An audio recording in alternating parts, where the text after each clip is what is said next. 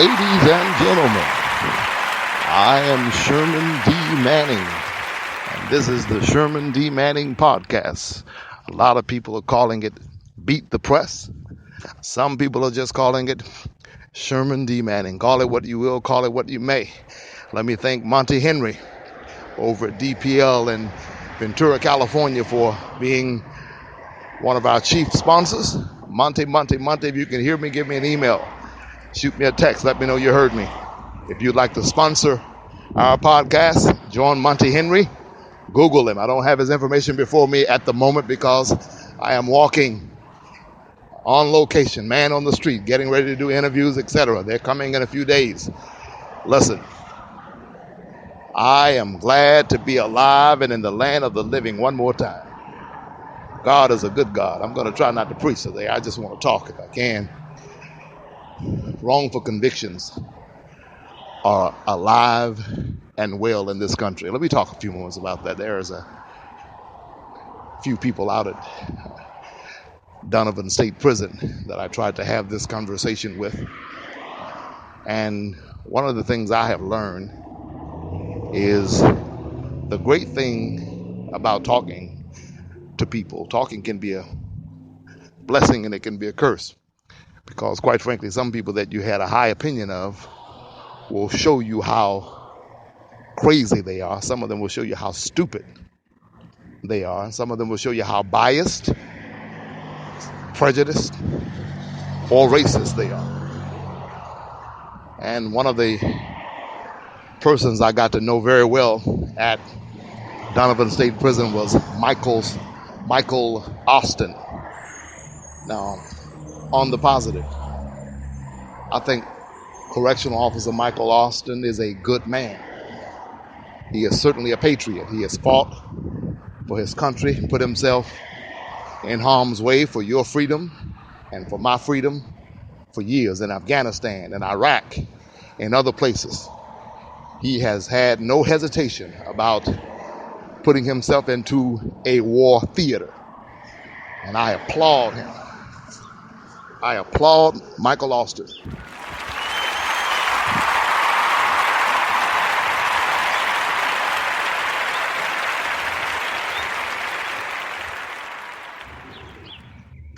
I applaud CO Michael Austin for his service to his country. Good man. Now, on the negative, he is a biased man, extremely biased, pro-police and all of that. And I don't think you should ever be pro-police. I think you should be pro-justice, which means if a police officer is doing his job appropriately, then we should all support him and applaud him. It is a dangerous job. And I think that most people do. But when you run into people like Michael Austin and his corrupted partner, Orozco, these guys will give a police officer a pass for doing that which is illegal, for doing that which is criminal, for doing that which is wrong. And I will admit that, I used to think that I was halfway intelligent until I got locked up in jail for a crime I did not commit and could not find a way to get out of there. And I'm not joking. I'm not being facetious. I'm actually being honest. When it finally dawned upon me that I could not figure out a way to get out of prison on a rape beef that never happened for a crime that I did not commit, it was humbling. It was scary. It was freaky. I mean, whether you believe me or not, quite frankly, is really irrelevant. What's going to have to happen is eventually the courts are going to have to believe me. And we got to cross certain T's and dot certain I's and get the case back and get it overturned. So your belief in me or lack thereof is quite frankly irrelevant. I don't need to be endorsed by another man or another woman. And that was one of the things that was striking about one of my conversations with CO Austin, as we call him, Correctional Officer Austin. He seemed to have this, and this is called white supremacy, when white people all over this country tend to think that black men need to be endorsed by white people. And so he made the statement to me one day that, quote unquote, I'm fascinated by your case Mr. Manning. And then he went on to say that I'm beginning to wonder if you really did it, or I have my doubts about your case.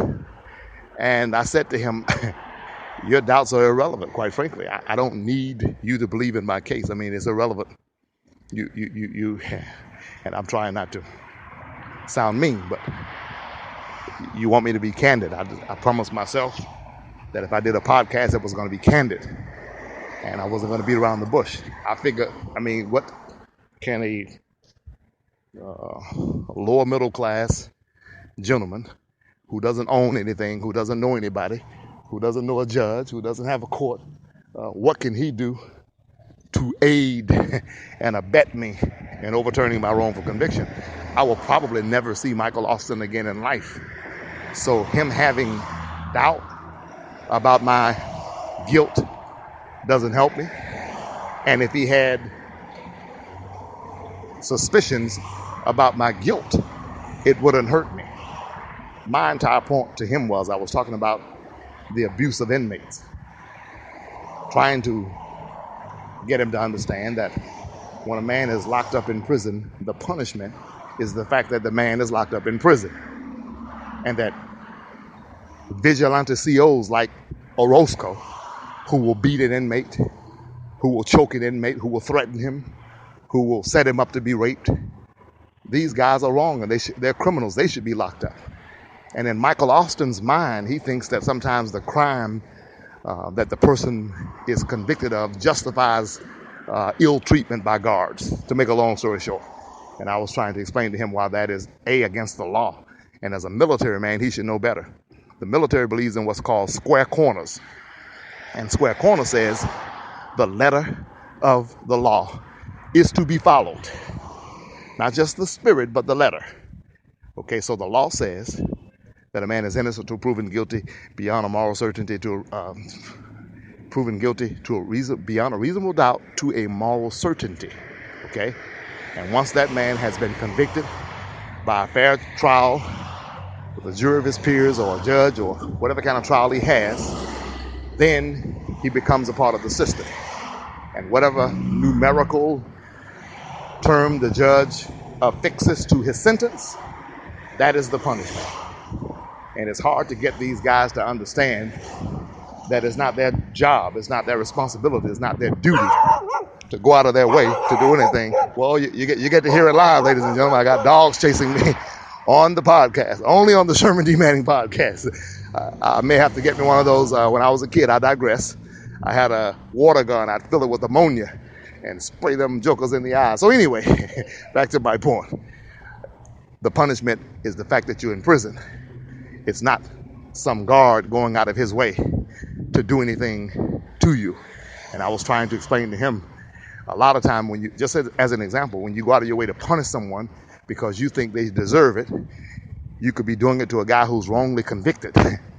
So you get this guy, you beat him down because he's convicted of a bad crime, and 3 or 4 years later he's exonerated and has a couple of $1 million because of the wrongful conviction. Then he turns around and sues you. There are reasons that the laws are set up the way that they're set up. There are reasons. There are reasons. Sherman D. Manning, listen, get the truth about O.J. Simpson, race, class, money, and justice. It is available at local bookstores. It is available on Amazon.com. Tell everybody that you know to get it. Tell them to get the book. I'm going to have to pause here, and I'll sign back on in 10 minutes. Sherman D. Manning, if you're listening, let me know. Google Monty Henry and DPO services in Ventura, California. If you want spyware and you want to spy on your cheating boyfriend or your cheating husband or cheating wife, you need to call Monty, Monty, last name Henry. Google it. I'll sign back on in 5 or 10 minutes. We're going to professionalize this sooner or later, but in the meantime, bear with me. We'll be back after this. Sherman D. Manning, keep hope alive.